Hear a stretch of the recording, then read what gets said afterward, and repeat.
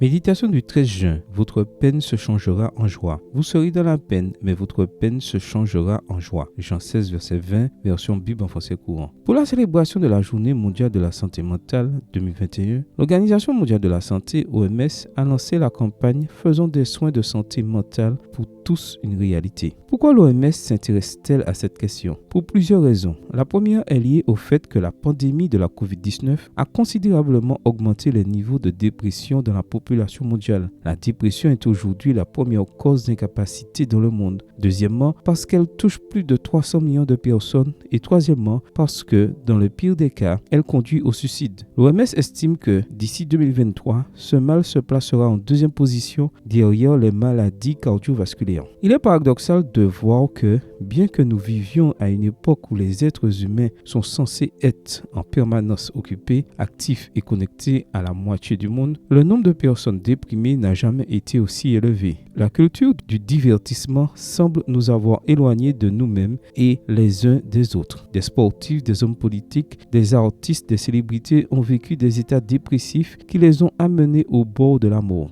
La dépression touche également les jeunes, les femmes au foyer, les travailleurs, tout le monde. Nous pouvons à tout moment recevoir sa visite fatale. Enfin, tout le monde est exposé à ses griefs et il ne fait aucun doute que ceci est inquiétant. S'il est vrai que la foi en Dieu est un élément clé pour affronter la dépression avec efficacité, cela ne signifie en aucun cas que les croyances en sont épargnés. Le fait que des personnages bibliques tels que Anne, Noémie, Élie, David, Job et Jérémie semblent avoir connu des périodes de grande dépression est significatif. Ne croyaient-ils pas en Dieu? Si, bien sûr, mais ils étaient aussi humains que nous le sommes. Au cœur de son agonie et de sa tristesse, le psalmiste a déclaré « Mes larmes sont ma nourriture » Psaume 42, verset 4. Jérémie n'était pas en reste et a soupiré « Mes yeux fondent en larmes, car personne n'est là qui me console et réconforte mon âme » Lamentation 1, verset 16. Les paroles de Jésus reflètent sûrement la situation actuelle de beaucoup. « Je suis triste à mourir » Marc 14, verset 34, version Nouvelle Bible seconde. Si vous vous sentez triste, accrochez-vous à cette merveilleuse promesse biblique. Vous serez dans la peine, mais votre peine se changera en joie. En Christ se trouve non seulement la santé mentale pour tous, mais aussi la plénitude spirituelle. Amen. Bonne journée à vous et que le Seigneur vous bénisse.